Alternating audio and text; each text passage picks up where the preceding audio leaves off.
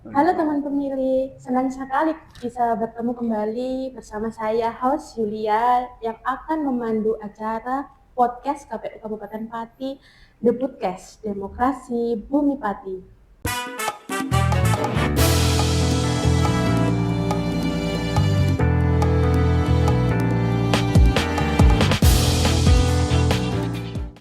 Kemarin waktu pemilu sama pemilihan ikut berpartisipasi nggak bos TPS nggak? Ya pastilah Mbak. Pasti Pasti. kan?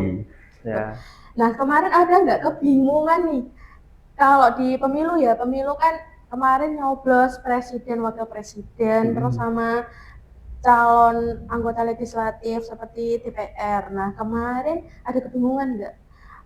Kan nama-namanya tuh banyak tuh, calon buka kertasnya aja kan udah lebar gitu kan. Begitu banyak Nah ya.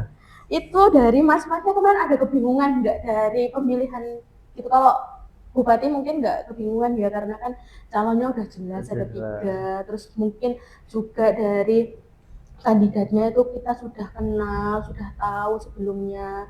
Nah kalau dari DPR kan nama-namanya kemarin banyak. ya. Mungkin kalau dari saya, Mbak, kalau bagi saya yang dan teman-teman saya yang anak muda, tentunya sih tidak begitu kebingungan. Karena apa? Karena KPU ya sering kali bersosialisasi tentang itu caranya seperti apa, dan juga banyak sekali video beredar bagaimana cara memilih seperti itu. Ya. Tapi yang saya sayangkan seperti orang-orang tua seperti itu, yaitu pasti kebingungan dengan adanya banyaknya nama-nama Nama-nama. seperti itu, dan namanya itu ada yang hampir mirip seperti Hmm. itu, misal si A, si A, si A, si A, si B, si B, si B, seperti itu. Dan ya mungkin itu tadi sih Mbak, kalau bagi saya yang anak-anak muda mungkin tidak begitu kesulitan dengan adanya seperti itu, karena itu tadi ada beberapa informasi juga terkait dengan tata cara memilih segala macam seperti itu. Tapi kalau bagi yang sepuh-sepuh, bagi orang-orang tua ya mungkin tuh yang merasa kebingungan dengan adanya surat pemilih yang Sangat besar. sangat besar dan sangat banyak. Nama-namanya sangat banyak. Ya. Kalau dari Nah, kalau dari aku sendiri kemarin kan kebetulan juga aku ikut andil lah dalam pemilu kemarin ya. Yang saya tangkap itu bukan hanya dari kalangan orang tua yang kebingungan itu tadi, tapi juga dari kalangan pemilih pemula yang dia kan baru pertama kali nyoblos nih ke TPS. Pasti bingung dong, nggak tahu ini track recordnya apa, betul, bagaimana rekam kan. jejaknya. Ya mungkin KPU bisa memberikan sosialisasi lebih mendalam tentang calon-calon yang akan datang berikutnya. Jadi gini, kalau nama-namanya anggota calon legislatif yang kemarin itu sebenarnya KPU tuh sudah ada fasilitasnya untuk mengetahui calon-calonnya itu dari mana gitu, terus background-backgroundnya seperti apa. Soalnya di KPU itu ada yang namanya info pemilu. Nah, info pemilu itu ada menu sendiri untuk mencari rekam jejaknya dari calon-calon anggota legislatif sama yang kemarin calon-calon pemilu sama pemilihan itu. Nah itu ditarik datanya itu dari tahu aplikasi Sipol, Sistem Informasi Partai Politik. Ya. Nah itu kami datanya itu dari Sipol itu. Nah partai-partai itu memasukkan nama-namanya. Nah dari masyarakat itu bisa mengakses melalui website info pemilu. Jadi rekam jejaknya itu tahu di situ. Nah mungkin ini juga minusnya dari Gen Z ya. Agak minus dah literasinya, agak malas membaca. Nah itu mungkin nanti PR buat kita juga sebagai mahasiswa. Itu PR-nya anak muda-muda Nah ini kan. untuk mengajak bagaimana literasi itu bisa menarik gitulah. Iya betul. Berarti ini anak muda itu punya PR khusus untuk memperkenalkan ada website-website yang mungkin seharusnya masyarakat itu tahu. Nah, apalagi kan ini pemilih kan kebanyakan dari anak-anak muda sama orang-orang yang sudah sepuh mungkin ya. Nah, itu bisa dari nanti teman-teman untuk mensosialisasikan gitu kan. Nah, ini ada yang menarik lagi. Kalau tadi obrolan di awal kan obrolan di awal itu tentang bersosialisasi di dalam kampus. Nah, ini kalau di luar kampus organisasinya ikut Enggak seperti apa kegiatan-kegiatan di luar kampus. Nah, kalau Oh, kegiatan-kegiatan di luar kampus ya, aku sendiri nih setelah kuliah mungkin bisa nongkrong ke sana, kita bahas apa sama teman-teman organisasi. Nanti kita outputnya apa, kita misal kita mau mengkritik pemerintah ya kita adakan diskusi di situ, nanti outputnya seperti apa, kita bawa audiensi atau kita turun aksi ke jalan seperti itu. Kalau Mas, kalau masnya saya sendiri ya Mbak, pribadi saya selain berorganisasi di kampus, saya juga aktif juga di masyarakat gitu. Di desa saya juga aktif, di masyarakat juga aktif, terus di organisasi eksternal juga aktif seperti itu.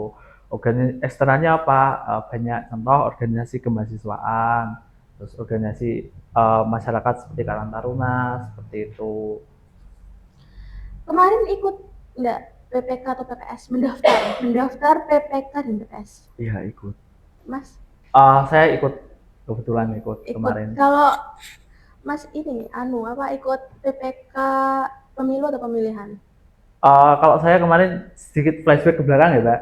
Kemarin karena saya baru pertama memilih itu di tahun 2000, pemilu kemarin 2004, 2024. 2024. Nah, 2024. Nah, saya kan baru pertama kali memilih itu Ya. tahun 2024. First time untuk kita mencoba 2024. Berarti 2024 kemarin itu Ya, baru pertama kali. baru pertama kali saya. Oh, ada berarti Pemilu baru ya? Ya, saya ini kebetulan baru 22 tahun dan pas pada pemilihan 2019 kemarin umur saya kurang 1 tahun atau berapa bulan kayak gitu, jadi belum berarti kegiatan. kemarin pertama kalinya berpartisipasi. Ya, Ya, dan langsung ikut mendaftar juga sebagai ad hoc di KPU Kabupaten Pati seperti itu. Berarti kemarin Mas Aim Ya, sebelum ke Mas Yusril nih ya, Ya. ke Mas Aim dulu Mas. Berarti mendaftar PPK di tahap pemilihan. pilkada. Berarti pemilihan Nah, ya, pemilihan gubernur dan bupati. Bupati. Kalau Mas Yusril mendaftar apa? Nah, kalau saya nih keduanya kebetulan mendaftar PPK atau di PPS? PPS. Oh, panitia pemilihan pemungutan suara. Ya. Panitia pemungutan suara. Kenapa kok kenapa kok tergerak gitu? Aku pengen daftar nih jadi PPK sama PPS. Nah, kita sebagai kaum muda nih ya, kita harus ikut andil lah dalam proses demokrasi yang ada di Indonesia. Ya. Nah, jangan sampai proses demokrasi ini orang-orangnya itu aja, jadi nanti nggak ada regenerasinya. Jadi organisasi demokrasi ini nggak boleh stop di hanya orang-orang tua saja. Kalau Mas Aim? Kalau saya kemarin alasan kenapa kok pengen ikut, sebenarnya sih pengen mencoba lagi untuk apa? Karena di yang pemilu yang pertama kali saya mencoblos itu saya mencoba untuk daftar, waktu itu pengen jadi PPS. Tapi karena minimnya pengetahuan saya tentang KPU, mungkin saya tidak lolos beberapa tahapan seperti itu. Jadi saya penasaran lah, saya coba pelajari juga seperti itu. Dan saya baru tahu ternyata setelah pemilu, ya kan, pemilu itu ada yang namanya pemilihan bupati dan gubernur. Nah, makanya itu mungkin ini kesempatan kedua kalinya ikut mendaftar seperti itu. Dan alhamdulillah bisa lolos masuk seperti itu. Ada kesusahan nggak kemarin kan karena mahasiswa sekaligus nyambi ya, intinya kayak nyari organisasi juga nyari kegiatan organisasi di luar kampus itu ada kesusahan nggak membagi waktunya dari Mas Yusril? Kalau membagi waktu sih nggak terlalu susah ya. Kemarin nggak ada kayak lembur gitu, lembur pekerjaan. Kebetulan saya kan di pemilu kemarin kan PPS didatin juga. Ya. Nah, kalau tahapan di PPS kan nggak sekompleks tahapan pilkada. Oh, iya. Jadi masih ada tenggang waktu yang cukup lama untuk mengerjakan itu. Jadi kita sisipkanlah di sela-sela kegiatan kita, itu masih bisa. Berarti tidak ada kesusahan ya untuk membagi waktunya. Berarti itu hebat ya, anak muda itu harus mencoba untuk organisasi di luar kampus juga. Soalnya biar belajar cara bersosialisasi dengan masyarakat luar. Tentunya nanti juga apa ya, kebawa sampai lingkungan kerja gitu kan, Betul. untuk bersosialisasi. Nah, kalau dari Mas Aim kemarin ada kesusahan nggak untuk menjadi mahasiswa juga menjadi PPK? PK. Kalau saya Mbak, sepengalaman saya sangat begitu bukan susah sih, lebih tepatnya sangat sulit membagi waktu ya, bukan susah dalam arti mengerjakan kuliah dan tidak membagi waktu. Karena apa? Karena pada saat saya kan banyak pilkada ya, di mana pilkada tahapannya kan kayak gitu. Sedangkan pada waktu itu posisi saya sedang mengerjakan tugas akhir skripsi saya seperti itu. Jadi membagi waktunya seperti itu. Tapi tetap yang namanya tanggung jawab ya kan, dan integritas itu yang utama. Jadi saya izin ke desbing saya, kemudian desbing sistemik itu baik-baik. Saya izin ke desbing saya, terus Pak izin menjalankan tugas negara Jadi ya itu tadi yang skripsi saya sebelahkan dulu karena saya nggak sanggup untuk mengerjakan dua-duanya, jadi saya fokusnya ke pilkada seperti itu. Berarti kemarin pas waktu PPK menjadi PPK itu di bagian apa? Kalau saya masuknya di divisi yang paling enak ya, Mbak. Divisi Jatim. Itu divisi Paling mudah. Ya, divisi itu Jatim. lembur ya pasti. Bukan hanya lembur sih, Mbak. Lebih Menginap. tepatnya kerjanya ini tidak terbatas waktu seperti itu. Kalau lembur kan setelah lembur ada istirahat, tapi itu tidak. Jadi kerjanya loss Iya, betul. waktu-waktu. Sebelumnya udah ada pemikiran nggak KPU itu gimana sih kerjanya gitu? Kan ini udah terjun nih, terjun langsung jadi PPK sama PPS. Jadi kan udah tahu nih, wah KPU ternyata kerjanya seperti ini ya. Ternyata di luar dari ekspektasiku yang KPU tuh nggak ngapa-ngapain gitu kan. Kan pasti kan banyak yang berpikiran seperti itu. Nah, kalau Mas Ain kemarin gimana? Kalau saya karena di 2000 karena di pemilu saya gagal ya untuk daftar ad hoc gitu. Jadi saya tanyalah beberapa teman saya kerjanya kayak gimana seperti itu, dan memang benar kata Mbaknya, sepemikiran saya KPU memang tugasnya cuma pada saat pemilihan aja, selebihnya paling padahal sebelumnya 2 tahun sebelumnya untuk menjalankan tugas negara yang besar kayak pemilu sama pemilihan 2 tahun sebelumnya itu kita udah mulai persiapan. Nah itu kan pemikirannya orang-orang, wah KPU ini kerjanya pas waktu pemilu sama pemilihan, padahal tahapannya tuh banyak sekali. Kalau dari Mas Yusril? Ya sama seperti Mas Aim tadi ya, saya awalnya juga nggak tahu KPU kerjanya ngapain sih. Setelah masuk ya kita tahu lah ada beberapa tahapan yang harus dikerjakan. Bahkan sampai saat ini pun mungkin KPU juga sedang memproses data-data pemilih untuk tahun yang akan datang. Nah, kalau ada juga persiapan, misalnya ada permintaan data dari pihak luar, kan kita juga ini mempersiapkan. Nah, kalau kayak keuangan itu juga persiapan untuk adanya pemeriksaan dari BPK. Nah, sebenarnya dibilang KPU itu nggak ngapa-ngapain itu sebenarnya ya salah gitu. Soalnya sebelumnya dari 2 tahun untuk menjalani proses pemilihan sama pemilu itu juga prosesnya tuh banyak, panjang. Mungkin kelihatannya nggak ngapa-ngapain, kelihatannya pas waktu hari-harinya. Padahal Mas berdua ini kan sudah merasakan bagaimana riwahnya petugas KPU sebelum mempersiapkan acara besarnya negara. Wah, teman pemilih, pembahasannya dengan Mas Aim dan Mas Yusril ini sangat luar biasa ya, dari pengalaman-pengalamannya mereka berdua dari organisasi di dalam kampus, bagaimana memperkenalkan demokrasi di dalam kampus, terus pengalamannya mereka organisasi di luar kampus. Nah, ini saya pengen tahu pendapat dari Mas Aim dan Mas Yusril. Menurut Mas Aim dan Mas Yusril, pemilu dan pemilihan yang ideal menurut Mas Aim dan Mas Yusril itu seperti apa? Dari Mas Yusril dulu. Pemilih, iya. Mas Aim dulu lah mungkin boleh. Baik. Kalau dari saya Mbak, untuk pemilihan ideal saya sering lihat beberapa berita pemilu sebelumnya pada saat saya pilkada di beberapa negara seperti itu. Contohnya apa? Contohnya di Amerika, di Kanada, di Prancis, yang dimana di situ sistem pemilihannya bukan hanya yang coblos di tempat pemilih, tapi ada yang namanya e-voting seperti itu.